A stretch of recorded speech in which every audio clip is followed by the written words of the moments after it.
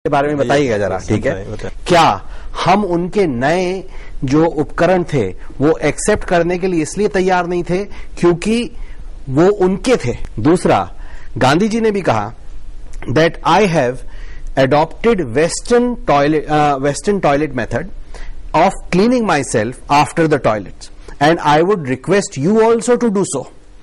गांधी जी ने भी ये कहा that in these areas the west has far exceeded us, बहुत आगे निकल गया हमसे, और अगर हमने उनके साथ साथ नहीं आए तो ऐसा टाइम आ जाएगा कि हम बहुत ही पिछड़ जाएंगे, फिर साथ साथ आने की बराबरी के चांसेस भी नहीं रहेंगे। इन 2-3 प्रश्नों पे आप जरा प्रकाश डालिए। देखिए, इसमें क्या है कि जब ब्रिटिश यहाँ आए शासन करने की तो अपने साथ जो टेक्नोलॉजी लाए, ये बात नहीं थी कि उनकी टेक्नोलॉजी थी, बात ये थी कि इतना बनाना, उसका चलाना और उसका पानी इतना कॉस्टली था कि वो संभव नहीं हो पा रहा था। तो ब्रिटिश के टाइम में 1860 में लगा, आपने कहा 50 में लगा लंदन में, 1850 में लंदन में लगा, 1860 में लगा न्यूयॉर्क में, और कलकत्ता जिसको कोलकाता कहते हैं वो 3rd सिटी था वर्ल्ड में जहां सीवर लगा। ठीक है, आज देखिए 2010 में सिर्फ 269 शहर में सीवर लगा है। कितने में? 5161। और यदि आज कल से शहर का बनना बंद कर दीजिए तो अभी लगेगा आपको 3000 वर्ष सीवर लाने में।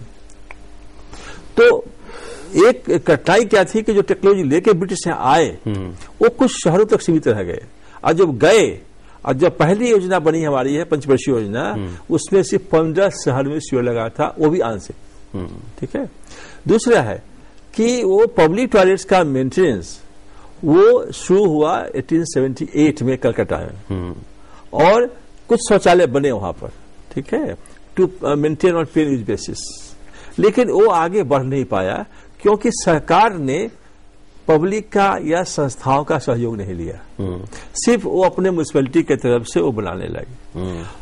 भीड़ कलकत्ते में इतनी होती थी कि जैसे आप गए शौच के लिए और लाइन में 100 आदमी खड़े हैं, अब आप बैठे भी नहीं है कि वो आगे वाला जो आदमी है वो कहेगा आपको, अरे तकिया भेज दें सोने के लिए, अरे गद्दा भेज दें क्या तुमको, सो गए हो क्या शौचालय में, अब आप तो गए ही नहीं अब तक है। तो हुआ क्या कि उसके बाद एक गैप हो गया, और चूंकि सिर्फ म्युनिसिपैलिटीज का वो करती थी तो शौचालय जो है ना वो नरक का हो गया, पर्यायवाची शब्द हो गया, पर्यायवाची।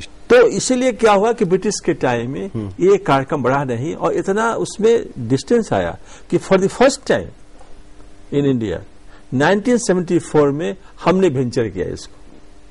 तो ये है कि ब्रिटिश चूंकि वो तो शासन करने के लिए आए थे, कल्याणकारी काम तो कम करना था उनको, फिर भी प्रयास किया उन्होंने, लेकिन यदि सरकार, जिसे डेढ़ साहब ने कहा ना, ये पूरे जिला को करवा दिया रामकृष्ण मिशन से, तो उस प्रकार से यदि एनजीओ को लेके, पब्लिक को लेके करते तो शायद प्रोग्राम बढ़ सकता था। गुप्त काल के बाद आप सब दिन गुलाम रहे, बिल्कुल ठीक है ना।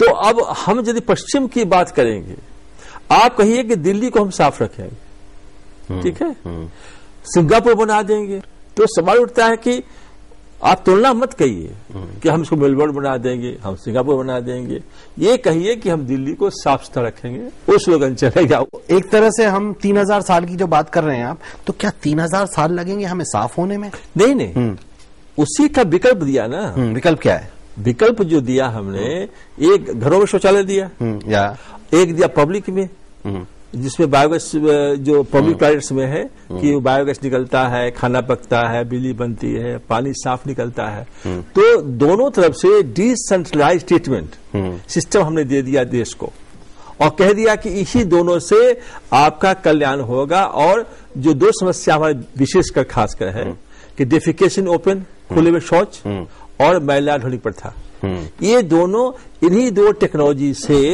आपका हो पाएगा, सीवर से नहीं हो पाएगा।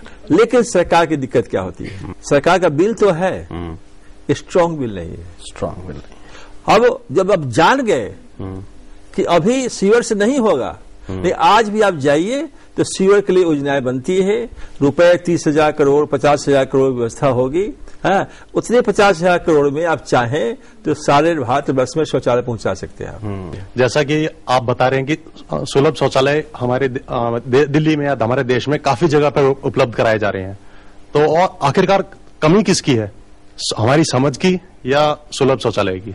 दोनों में है। जो सुलभ शौचालय प्रोवाइड कराते हैं उनका काम यह भी है कि अपने इलाके में मोटिवेशन, जिसे देसाई ने कहा था, लोगों को मोटिवेट एजुकेट करना कि भाई शौचालय जब बन गया है तो शौचालय का इस्तेमाल करो, ठीक है। और चलाने वाले को ये कहना चाहिए कि यदि किसी पास पैसा नहीं है, वाले कोई पैसा लेते हैं सब, तो उसको फ्री जाने दो आप। यदि होल परिवार जाता है तो पास सिस्टम कर दो आप। करने का मतलब है कि उसका मेंटेनेंस कैसे हो, इसके लिए दोनों को जरूरी है। तो यदि मोटिवेट एजुकेट किया जाए तो कोई कारण नहीं है, कोई आदमी गंदे रूप से शौच करना आप नहीं चाहता। सो कहीं पर लॉ जरूरी है, कहीं पर थोड़ा फियर जरूरी है, साथ में एजुकेशन जरूरी है। आखिरी प्रश्न, सुलभ जैसे अभियान को आपने कैसे सफल बनाया? देखिए, ऐसा है कि यदि अपने काम को, अपने उद्देश्य को, यदि अपने बाल बच्चों के से, अपने लड़के लड़की के ऐसा यदि उसका ध्यान रखेंगे तो कोई काम आप करेंगे उसका आप सफल बना सकते हैं।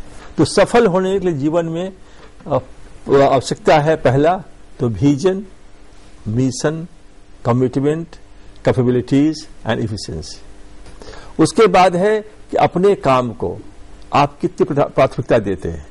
बच्चों से अधिक मानते हैं तो आप होंगे अति सफल। परिवार पीछे जरूर चला जाएगा, सफल करेगा, लेकिन यदि परिवार को पीछे कर देते हैं और अपना काम आगे करते हैं तो अति सफल होइएगा। परिवार को देखते हुए काम करिएगा तो सफल होइएगा। अब परिवार से बाद उसका ध्यान रखिएगा तो बहुत कम सफल होइएगा, नहीं होइएगा। लेकिन जीवन में एक ही काम सोचिए आप। बच्चे सब यहाँ बैठे हैं, बच्चे यंग है सब, तो उसमें क्या है कि वन विजन वन लाइफ और वन लाइफ वन विजन, तो उसको आप सफल करके ही रहेंगे। तो होता है क्या है कि अपने जीवन में अपने काम पर यदि कंसंट्रेशन ऑफ माइंड से आप काम करेंगे तो निश्चित ही सफल होगा, कोई काम होगा। Very good, thank you very much. बहुत अच्छे प्रश्न और बड़े अच्छे उत्तर आए। उठ के जो बातें आती हैं, एक तो कमिटमेंट चाहिए, दूसरा फ्रैंकनेस चाहिए ये चीजें डिस्कस करने की, और तीसरा मेरे ख्याल से एक इंपॉर्टेंट जो चीज है वो प्राइड चाहिए। हमारे नेशन में, हमारी संस्कृति में अगर हमारी प्राइड रहेगी तो हम ये बाधा पार कर जाएंगे। वो भी गंदे थे, जितने भी आज विश्व के वो देश हैं जो आज साफ हैं या टॉयलेट ट्रेंड हैं, वो भी गंदे थे, जैसा कि पाठक साहब ने बताया, लेकिन आज वो कितने साफ हो गए। सो यही हमारा विश्वास है। और आप सबका बहुत धन्यवाद, और आपका पाठक साहब और आपका डे साहब बहुत बहुत धन्यवाद।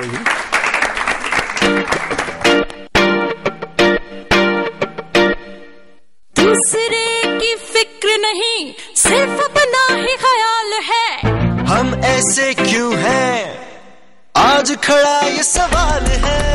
अपनी ही बड़ी है, बेपरवाह हमारी चाल है। हम ऐसे क्यों हैं, आज खड़ा ये सवाल है। ज्ञान की कमी नहीं, समझदारी का काल है।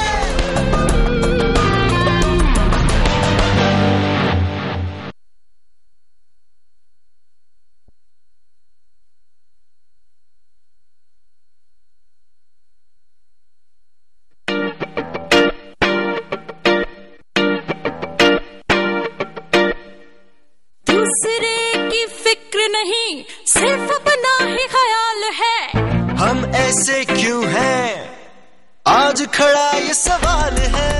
अपनी ही बड़ी है, बेपरवाह हमारी चाल है। हम ऐसे क्यों हैं, आज खड़ा ये सवाल है। ज्ञान की कमी नहीं, समझदारी का काल है। हम ऐसे क्यों हैं, आज खड़ा ये सवाल है। नमस्कार, स्वागत है आपका आपके इस शो हम ऐसे क्यों हैं में। आज हमारे साथ फिर दो खास मेहमान हैं हमारे स्टूडियो में। पहली अनामिका विश्वनाथन। अनामिका विश्वनाथन यूके में साइकोलॉजिस्ट हैं और इन्होंने बहुत सारी इंटरकल्चरल स्टडीज करी हैं और साथ में है प्रियंका बैमफोर्ड। प्रियंका 5 देशों में कई साल रह चुकी हैं, जैसे अमेरिका, यूके, स्वीडन, फ्रांस और इंडिया।